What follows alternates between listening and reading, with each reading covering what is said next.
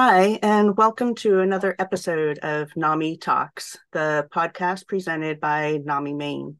I'm Lisa White. I'm the Suicide Loss and Grief Support Convener and also a member of the Suicide Prevention Team with NAMI Maine. I work primarily with suicide postvention, or the support that's provided following a suicide death. And this support, I think, is really crucial, and it is an essential part of suicide postvention, or suicide prevention, sorry. Suicide prevention really does take all of us. Today, I am joined with Nick Marold, Programs Manager with American Foundation for Suicide Prevention, or AFSP. Welcome, Nick. I am really glad to have you here today, and it's great to meet you. Yeah, thank you for having me. I'm really excited to be doing this. So I've been with NAMI Maine for only a few weeks and am in this brand new position, that of the Suicide Loss and Grief Support Convener. My personal education and background are in end of life, as well as grief education and support. However, I haven't really had a great deal of experience working with suicide death or survivors of suicide loss. So as I was getting myself acquainted with this population of grievers, I quickly found the AFSP website. So I was wondering, for our listeners who perhaps aren't yet familiar with AFSP, can you briefly talk about it and your position there? Yeah, of course. So, the American Foundation for Suicide Prevention works to save lives and bring hope to those affected by suicide. We work to educate our communities through our research-informed education programs, whether it's Talk Saves Lives, which is an introduction to suicide prevention, or the It's Real program for teens and mental health. So we have three modules there: high school, college, middle school. We also provide support for those who've been affected by suicide through our loss and healing programs. And for that, we have two kind of areas that we cover. We have Healing Conversations, which is a one-time visit with a trained volunteer who's also lost someone to suicide, which is kind of a little bit more personal. You can really have those conversations and kind of open up to someone for the first time. And then on the other side, we have the large scale, where we have the International Survivors of Suicide Loss Day. So we do, I want to say we're doing over 300 of those nationwide. So lots of good stuff there. Everyone looks a little bit different for those events. There's a structure to them. So there's typically a video, some food, usually a ceremony, something like that. But they're a little bit different. So at least like it's fresh every time you go to a new one. So, and then I've been involved with AFSP since 2014. I started as a volunteer when I did my first campus walk in Rhode Island. And then I've been volunteering on and off since then. And then the programs manager position opened up for Maine and New Hampshire, which is obviously what I'm doing now. Had to step into that role, knew that I had to be here, needed to do this work. So in this role, I kind of am in that program's extension into Maine and New Hampshire specifically.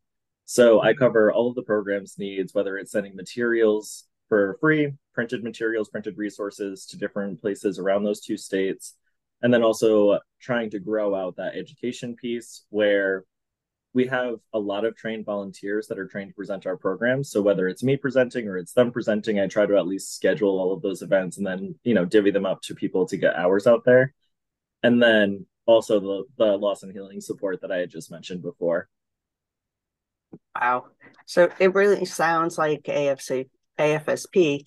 The programs are really quite comprehensive and has a lot to offer to so many members of the community, whether they're dealing with suicide or the loss because of a suicide. And I guess even for folks that don't have that experience, but just want to really become familiar with those issues so that perhaps they can support those around them. Right. And honestly, it's great. The programs that we offer just to bring people in and educate them. And then the post mention, like you had mentioned earlier, it's so important. It's such a huge part of prevention is, supporting those who have lost someone and kind of working through that uglier side of suicide. Mm-hmm.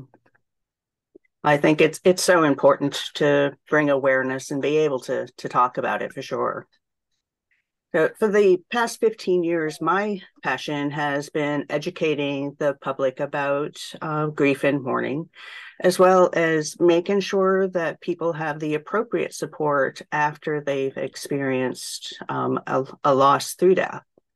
And on the AFSP website, I found the event that you had mentioned, that the International Survivors of Suicide Loss Day. I understand that it's coming right up on Saturday, November 18th. I have a lot of questions about it, but first I'm kind of wondering about the day itself. So how did it come about and how long has it been going on? Yeah, so it's also known as Survivor Day for the short version. And it began in 1999 when Senator Harry Reid, who lost his father to suicide, introduced a resolution to the United States Senate that had led the creation of a day where those who've been affected by suicide can gather to have that kind of healing and connection through that shared experience. So, with the holidays being a tough time for grief in general, it was decided that every year Survivor Day would take place the Saturday leading up to the American Thanksgiving. And so, do you know when it became just went from the national day to the international day? Yeah, unfortunately, at this moment, I don't have that information, but I will definitely be able to get that to you as soon as possible. Right. I just find that really interesting. And, obviously suicide loss is worldwide. So I think it's Right. really awesome and incredible that, it is an international day. Um, the whole way that it came about, I find that both, I guess, sad and exciting at the same time. Well, and Um, it's exciting, right? For that, it's unfortunate that it took someone in that stature, someone that was in the Senate, for it to become a thing because it's been a thing for so long. But right. like you said, at least we have something that we're working towards now. Yeah, it's really awesome. So you had started to mention a little bit, but what kind of activities are held on Survivor Day? Yeah, so like I said, everything is it's different per location. Typically, there's some type of food involved, whether it's snacks, coffee, light bites, lunch, something, just because, there's just that healing piece of that connection through eating with Mhm. someone and that shared meal. We also this year have a new video specific to this event, and that's Healing Together, Culture, Community, and Suicide Loss. So those will be shown at all of our Survivor Day events, and then they'll also be uploaded after. We do have a website where we house all of our past videos. So I think there's 6 or 7. There could even be more, honestly. I only saw a couple on the page. So if you go to afsp.org/Survivor Day Films, all grouped up together, you can see those past films. And then also an extension after the event is over, that film will also be uploaded too. So besides the film, there's also a healing activity. Those also vary, but it's typically something where, we remember those that we've lost. And, typically you'll write your name on something and there's kind of a group activity. I know in Portland, we're doing stars. So we have a string of fairy lights, and then we're gonna hand out stars, and people can write the name of their lost loved ones and kind of decorate it how they want, and then they're going to pin them up at the end, and we're going to just have a nice moment of silence in addition to, I mean, I know we're going to talk about all the fine details, but those memorial activities are nice because it brings everyone together in that kind of more quiet moment where you can have that moment of silence and kind of look and feel connected as you see everyone else's losses. And then there's usually a closing ceremony, and then we wrap up for the day. So you had mentioned the video, so that's not available now, but will be available after the event on the website, right? Right. So Think of it like, I'm, the box office. It's in yeah, theaters on Saturday, and then it'll be out to Netflix, basically not a sponsored ad for Netflix. But it'll be uploaded onto the website after. oh, great. I'm gonna have to go watch the previous years. I Yeah. think I had remember seeing them on the website. I just hadn't watched any yet. So on with the one this year, Healing Together, Culture, Community, and Suicide Loss, that sounds really interesting. So I'm looking forward to seeing that. Yeah. Um, And we will make sure that we post lots of links below for people to be able to find what they're looking for. Um, and you started to speak on this, but what do you think really makes this day or in the events really super special for the survivors of suicide? What do they get from that? Yeah, so this event is very specific to supporting someone who's lost someone to suicide. You can still find ways to support this event, whether it's, volunteering in different capacities.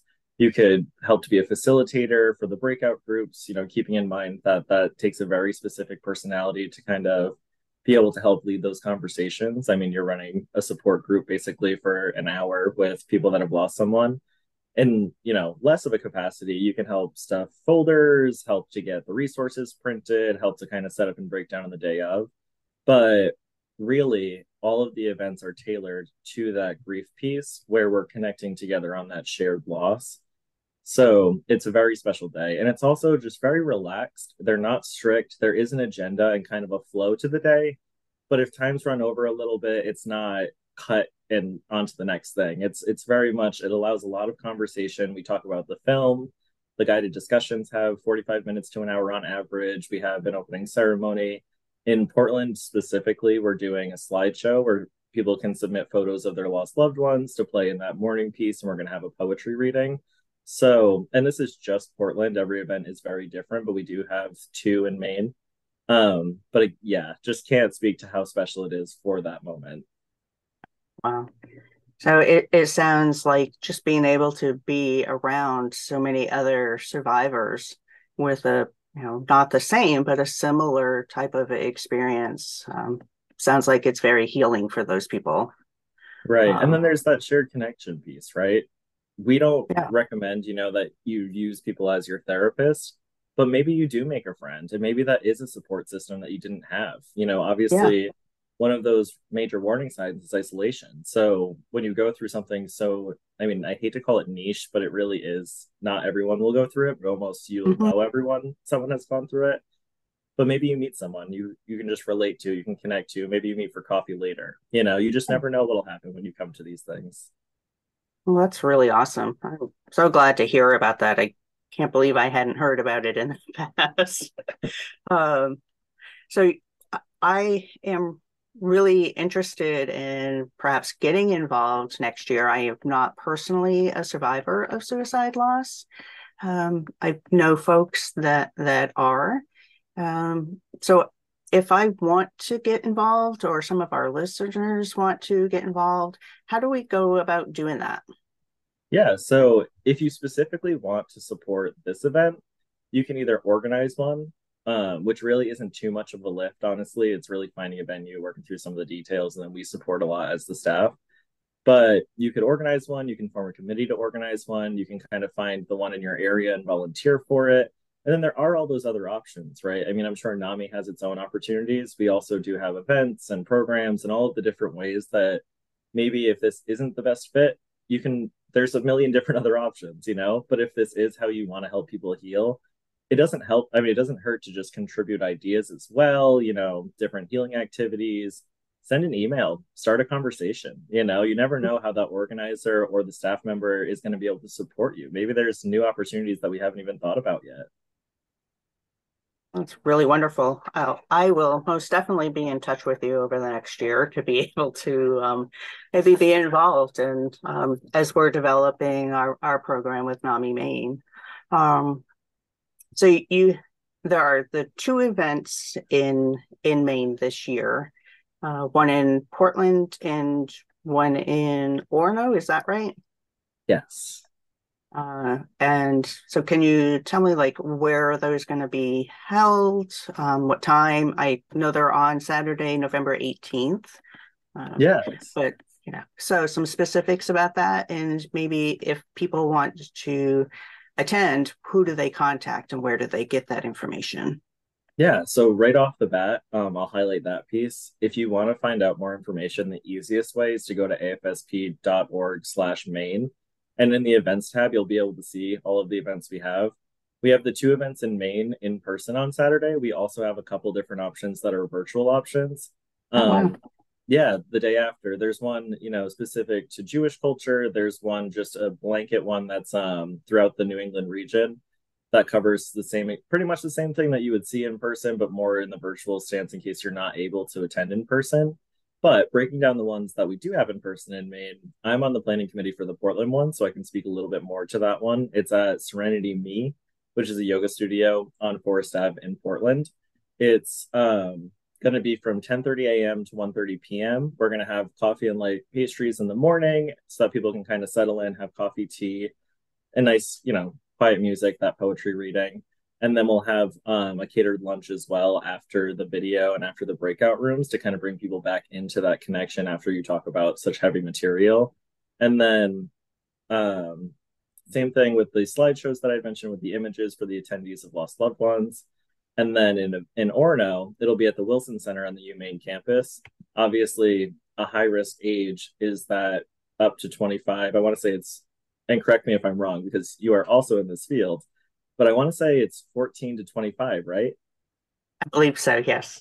Yeah, the numbers always, I have to like reference a direct sheet to get them right. But either way, high school and college students are such a high risk. So it's amazing that we're able to offer that program on the campus this year. And that will be a little bit more relaxed. Portland, I have an amazing committee of 5 people that are like really trying hard to make this the perfect day. And not that Orono is any less, but it's more of a relaxed environment to bring in the college students and really anybody. It's more tailored towards adults, but obviously college students are also adults. So there'll be snacks provided. They're doing the film. They're doing a lot of the similar elements, but a little bit more relaxed. Cool. So little something for everyone, I reckon. Right. It sounds like Survivor Day really seems to be this fabulous way to both normalize and to validate what can be a really difficult and complex grief experience for survivors of suicide loss. I am really thrilled to be learning about this, and of course, NAMI Maine is happy to be able to spread the word by doing the posts on different social media and doing this podcast. If people, oh, well, I guess I was going to ask you again, how do they contact you if they want to get involved next year? Yeah, so you can reach out over email is probably the best way. NMAROLD@afsp.org is my email. If you send me an email, we'll be able to kind of start coordinating. We do have a running spreadsheet of all the details on Survivor Day, so we'll plan to connect probably next June, July to start getting the details moving for next year if you wanted to organize.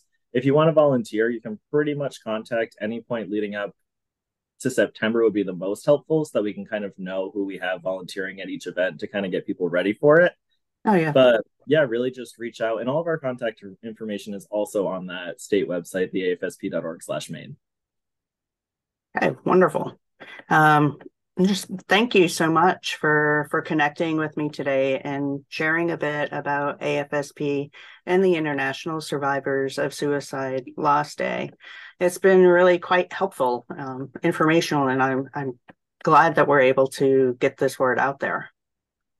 Yeah, and honestly, we can't thank you enough too. I mean, obviously, in doing this interview and doing this kind of new partnership with NAMI, we're going to be able to impact so many more people, and that's exciting. The fact that we can save lives in doing this and also support people who have lost people, it's a beautiful thing. It really is. Yeah, it is very much so. So for those of you that are watching or listening, please do share this podcast and information with others. Again, the event is Saturday, November 18th, and there'll be links below so you can go to the website and get all the details there. We appreciate you listening, and don't forget to follow NAMI Talks so you can get all our future podcasts. Thanks for joining us.